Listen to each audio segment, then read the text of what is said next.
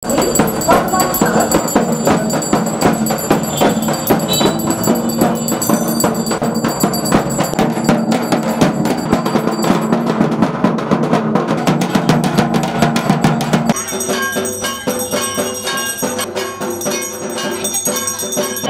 ভালোই হচ্ছে, মানে আজকে তো শেষ দিন পূজা, তো একদিকে ভালো লাগছে যে সবাই মিলে আমরা সবাই আছি, আর আজকে এই লাস্ট শেষ পূজা, যার কারণে একটু খারাপও লাগছে। কিন্তু এই কয়েকদিন যা যাবৎ আমরা মণ্ডপ যা ঘোরাঘুরি করেছি, সবার সাথে এনজয় করেছি, এটা অনেক বড় ছিল। দশমীর শুভেচ্ছা। আমাদের এটা ঐতিহ্যবাহী লাঠিয়াল মণ্ডপ, আমরা এই এলাকার সবাই মিলে এখানে পূজা, এবং আমাদের এই মন্দিরটার ব্যাপারে মানে অনেক সংস্কার দরকার। যদি প্রশাসন, যদি সরকার যদি আমাদের এই মন্দিরটাকে যদি কোনো রকম মানে একটু সংস্কার করে দেয়, আমাদের জন্য খুব উপকার হবে। অনেক ভালো হয়েছে, অনেক সুন্দর পরিবেশ, সব ভালো হয়েছে, কোনো সমস্যা হয়নি। ভীষণ ভালো কেটেছে। এইটাই যে দেশের যে এই পরিস্থিতি, এইটা থেকে যেন আমরা সবাই খুব ভালো মতো মুক্তি পাই, বাস ভালো কেটেছে, কোনো সমস্যা হয়নি। 100-র মতো তো হবে, 100-র বেশিই হবে। আমি কত 50টা মতো দেখেছি। আমাদের খুবই ভালো কেটেছে। আমরা সারা বছর এই দিনগুলোর জন্য অপেক্ষা করি।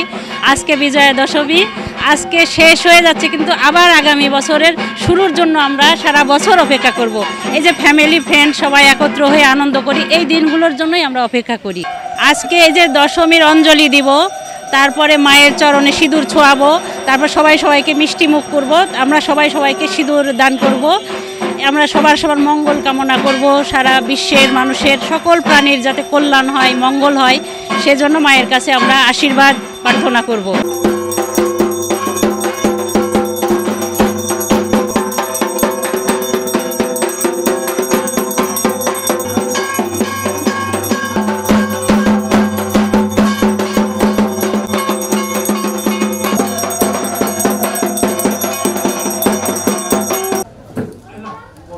খুবই ভালো কেটেছে এবং আনন্দমুখর পরিবেশে আমরা আমাদের পূজা উদযাপন করেছি। কোনো রকমের কোনো অপ্রীতিকর ঘটনা এখানে ঘটেনি, এবং গোটা রাজশাহী শহরে এই ধরনের কোনো ঘটনা ঘটেছে বলে আমার মনে হয় না।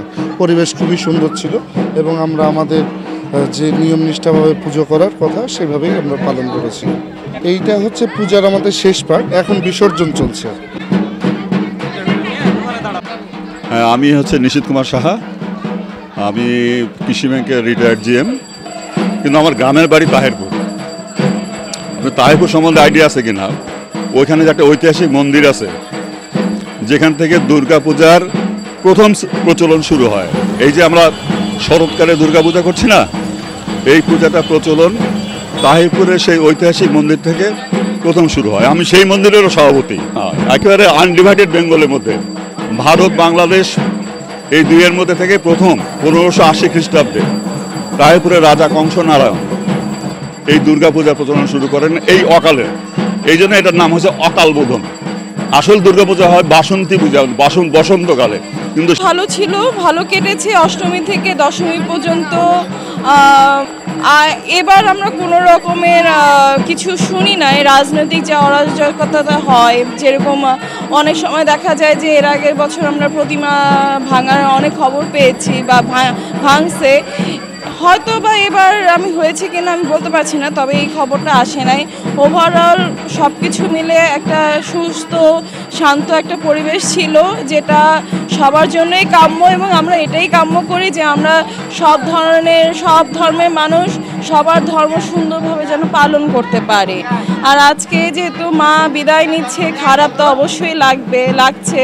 সামনের বছরের জন্য আবার অপেক্ষা করতে হবে যে মা আবার আসবে, আবার আমরা সবাই মিলে একসাথে আনন্দ করব, সবার সাথে আনন্দ উদযাপন করব। এটাই, সবাই ভালো থাকুক, জগতের মঙ্গল হোক, দ্যাটস ইট। সে মোটামুটি তেমন একটা ভালো কাটেনি, কারণ কোথাও গান বাজছিল না যখন আমরা গিয়েছিলাম।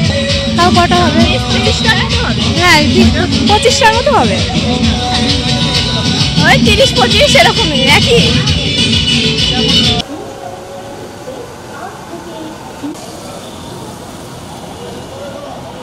খুব ভালো, আবার খুব কষ্টের যে 1 বছর পরে এই দিনটা পেয়েছি, আবার চলে যাচ্ছে, আবার 1 বছরের অপেক্ষা, এরকম আর কি। আজ আমাদের দুর্গা মায়ের বিসর্জন হলো, আমরা সবাই দুঃখিত, কষ্ট পাচ্ছি। তারপরেও মাকে বিদায় দিতে হবে, চলে যেতে হবে, সবার আনন্দ।